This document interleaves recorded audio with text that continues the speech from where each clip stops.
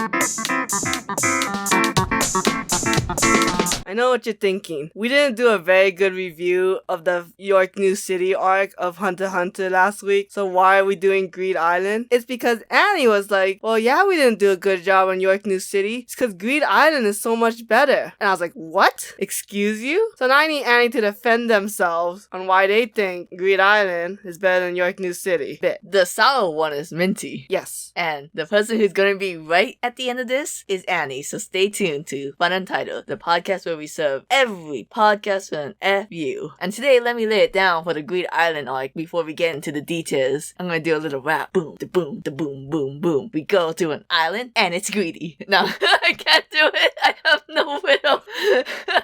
Or lyrics. I thought I could just freeball it. You've never done it. So, very quick summary. Hunter x Hunter is about a guy named Gon with his gay friend Killua trying to find their dad, Ging. Well, his dad. His dad. Well, father-in-law. Shut up.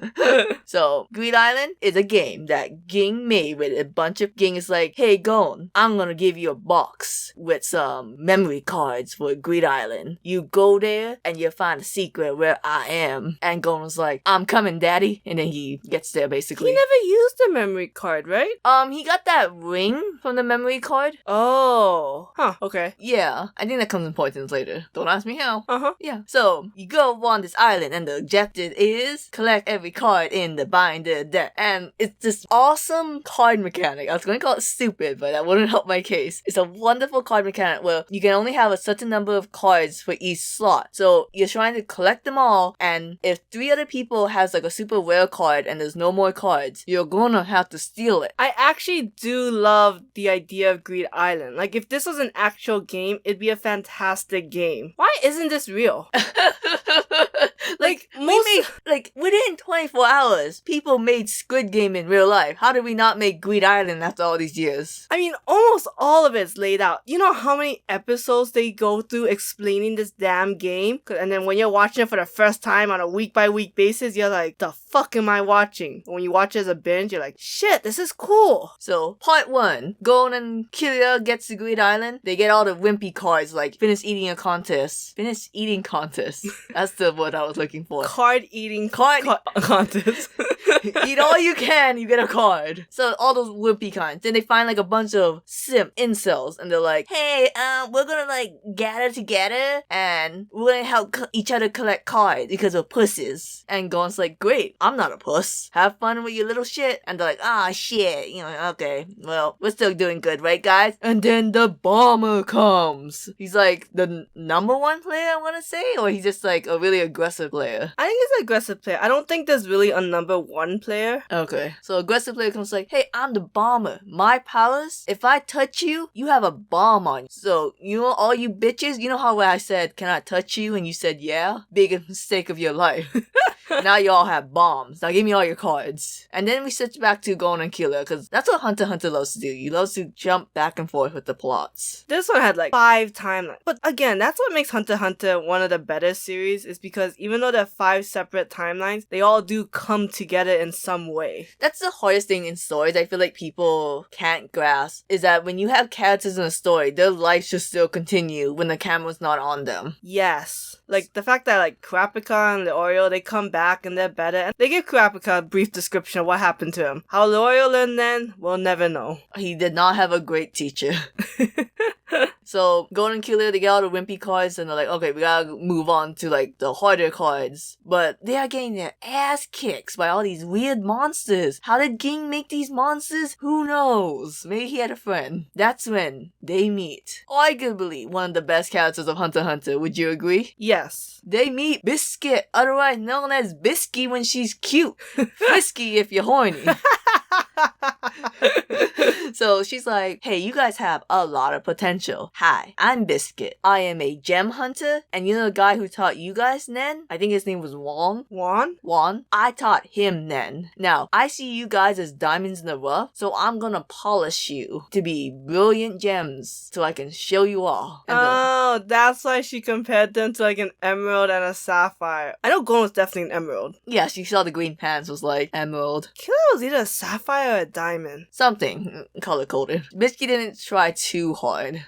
I will say though, diamond and sapphire I know are very precious gems. I don't know about emeralds. I think they're cheap. I think clear sapphires though are cheap. Ah. Only the like colored ones are special. What's interesting is because Biscuit looks just like them even though she's like 3 times their age. So it comes off like, oh no, this is gonna be like the 2-to-1 boy-girl ratio, lovesick, boring, useless, but that's not what they did. Holy shit. Which is amazing. The training's a little bit boring, but like Minty says, if you rewatch the arc and you kind of expect what the training is, it's pretty cool. Yeah, I mean, because it's just them, like, I guess refining it, right? Being able to use it for long periods of times. You know what's fucked up? If you tell someone what Biscuit training was, it was like, oh, you know, it was like digging a tunnel, looking at someone's NAN and reading out the numbers, just like, you know, manual, hard labor workouts, and being left in a pit with a serial killer. You had to spice it up somehow.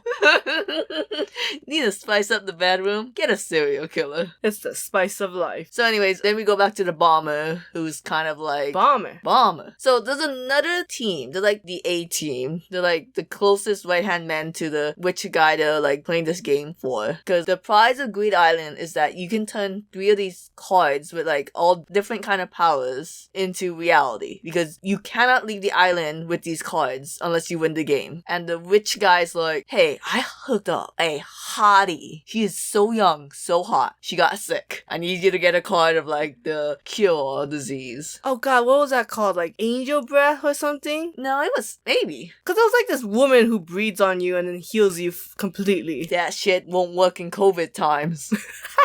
Should've thought about that creator of Hunter x Hunter before you shoot your back out. Yeah, like almost 20 to 30 years ago. Oh god, Right? that's so old. Because Hunter x Hunter, I think, started like 80s or 90s. Shit, you better not die on me, man. I'm rooting for you, man. So anyways, A-Team is like, they go to Gon and Kilia. I don't know, I always forget Kilia's name. How? I don't know. And they're like, hey, the bomber has a lot of cards, you guys, so be careful. And they're like, oh, okay. Well, we're gonna use this card to see who came to this island to, like, you know, help us maybe fight the bomber. And then I think they found the name Rolo from Phantom Troop, and they're like, oh shit, we should go see what this is about. And then they go, and they find a man with a bonus so righteous, so strong, so dank. They find Dank. Hisoka. I don't know what dank means. I don't think it means a good thing. You take that word out and you say brilliant. So shiny, so rising. Shut up. So I find Hisoka, and they're like, hey Hisoka, what are you doing here? And Hisoka's like, I shouldn't tell them the plan. Well, I'm finding a Nen exorcist so I can get Quolo's powers back and I can fight Quolo in an arc in the manga. So I'm just gonna Dude, don't spoil that. I'm gonna say I'm chilling. And they're like, oh cool, do you want to play dodgeball with us? It's like, yes. Especially if I can go behind you two. Dude. That was a pivotal moment. They played dodgeball together, really hard card, and the whole thing is Hisoka using his bungee gum to help the two boys stay in place. Oh my god, the dodgeball is my favorite scene of this goddamn art. Okay, explain that. What do you want me to explain? Well, like, you know, what's cool about the dodgeball? First of all, I just really like Hisoka. Second one, there's a nice moment of like, it has to be Killua to hold the ball for Gon. Do you remember this? Oh, yeah, well, yeah. That's, because Gon's power is just to be really strong. Because I forgot to say, in this, like, this is where he has the Jungham pole. He doesn't name it. That's later. That's why Biscuit helps him make what he wants to do his specialty. And he was like, I really like the game rock, paper, scissors, so... I play with my boyfriend all the time. And she's like, cool. And Killua? Electricity. And she's like, you got one fucked up childhood, but that's fine. Hey, why are you doing tasing yourself? So I believe Gon was doing rock? Yes, rock is his basic one. So he was like doing rock to hit the ball super hard, and Kilia was the only one who can hold the ball for Gon. Yeah, because I think you needed to be fast enough to let the ball go. If you held onto the ball, your hands would just like explode off. Kilia got his hands fucked up for this boy. But that's okay, because that's love. Yeah, I mean, basically, Gon is trying to get the card, the Bomber is trying to get cards, the A-Team basically ends up dropping off because that rich daddy's girl dies, so they're like, I ain't paying you anymore, so bye. And like we said, some of the rarer cards, there's only like one of them, and so like Gon has one. There's a beach one, if I remember. That was doing the dodgeball. Yeah. Yeah, so that's why the A-Team was trying to work with Gon, because Gon team was able to get the beach card. And they're like, hey, if we like stall the Bomber before they get your ass, before you're done with your training, can we have your beach card? And Gon's like, yeah, okay. The whole girl dying was a bit of a weird writing. A little lazy, because it made it a bit more convenient. It was just so that Gon and crew could have the 3 cards in the end. Yeah. Which is stupid. But basically, when you come to the fact that like Bomber has a card, Gon has a card, the two have to come and fight. Oh my god. They kept using that one teleport card over and over again, and I was like, stop it! I mean, apparently there's a ton of them. The one bad thing about Greed Island is that, you know, you have all You you can thing, get your little things later, okay? The one bad thing about Greed Island that there's no, I don't know what the word I'm looking for is, satisfying climax. Because you would think, okay, the climax is Gon versus the Bomber. You know, so Biscuit fights one of the Bomber's goons. That's when she shows off, like, oh, she's actually been using Nen to suppress her power because she wants to look cute. But when she goes all out, she becomes really buff. And then Killer, he shows off his yo-yo tricks. Oh, the yo-yo is so cool too. Oh, that was so cool. I fucking love it. Frick. You had like taser yo-yos basically. And it's so hard to explain. Just look that up on YouTube if you forget. Yeah. And then Gon is fighting the Bomber, but that fight is so unrememberable. It's also because like Gon blew off his arm, but it's like a death in Dragon Ball. It's not permanent, so it's just fake stakes. So it's kind of unsatisfying. It didn't feel like he sacrificed, or like that Gon did everything he could to win because he knew nothing was really gonna happen to him. I don't know if he necessarily knew at that moment, but you know. Okay, like this is a little jumping. So in the Chimera Ant arc, without revealing too much, he does get fucked up in the Chimera Ant arc. But that felt like it had more impact because you did a lot more to like fix him. Yeah, there's a whole arc for that. But meanwhile, he's like, let's get the card, just heal his arm, heal his Jimmy arm. I'll say it like that. His Jammy arm. No, I didn't mean the South Park character. I just meant Jim Jams. It's not a word, doesn't reference anything. That's how we don't get copyright. So Gon, Kilo, and Biscuit, they win the game. And then they meet the creators of Greed Island, not his dad. I mean, technically it is his dad. His dad's just not there. Because Greed Island is an acronym for, I think it's a back acronym. A what? A back acronym is when you make a word and then you fit words into it to make it an acronym. Oh yeah, I guess technically, right? Because that one guy had to change his name. Yeah. And then, so he met 2 of them. One of them is a hoarder. Oh yeah. And they're like, hey, sorry, we don't know where your dad is. You have fun, but? And Gon's like, you know what? If I could raise my arms to give thumbs up, I would. I did have fun. So Gon, Killia, and Biscuit, mostly Gon, I guess. He's allowed to bring 3 cards into the real world, but there's some exceptions. But Gon was like, I really want this one card. It allows me to transport to anyone who played Greed Island. So I'm gonna do this convoluted plan to get this card in real life. Oh god, I don't remember that part. Yeah, that was a stupid thing. This is getting a little bit to Chimera Ant arc, but who cares? There's 2 cards in the game that allows you to teleport to another player. I forget the names, so that's not important. If he chose card A, he would have been sent to Ging. Right. But he chose card B, so he was sent to Kite. Right. And it's like, yeah, you know, if I knew the all the mechanics of this game, I think I would understand it more. But right now, I'm kind of like, that's a little bullshit. That's right. To bring the card he wanted, he had to turn it into another card. Yes, and then there's 3 cards. One of them's a Sapphire for Bisky. One of them, he disguised it in the game. And then he needed a 3rd card to reveal the illusion. Which I think was the necklace. Oh. Why did Gon have that ring around his neck? Oh well. Life's mysteries that if you paid attention, you would know. Again, it wasn't my favorite arc. Oh, I said a lot more about Greed Island than you did about York New City. You missed a ton of details. Okay, what details did I miss? That's so important. Killua becoming a hunter. Oh, is that important though? I mean, it was part of it. It was part of it, but it didn't move the plot forward. The Phantom Troop coming. Yeah, because I don't have a giant boner for the Phantom Troop. I mentioned Hisoka. The point of the the exorcism. To fix Kolo. Yeah, but did they? Does it not result in Kolo fixing himself? Because how else did he fix himself? Was Kolo there? No, Kolo wasn't there. He wasn't there, right? No, but they brought that guy off the island to fix Kolo off screen. Who brings him off the island? No. Hisoka, technically. Was it Hisoka? It was Hisoka. I don't remember. Yeah, I missed a lot of small details, but if I wanted to say, if I wanted to bring up Monkey Man, would be here forever. Yeah, and that wasn't just the dodgeball. It was all like the Wii Sports thing.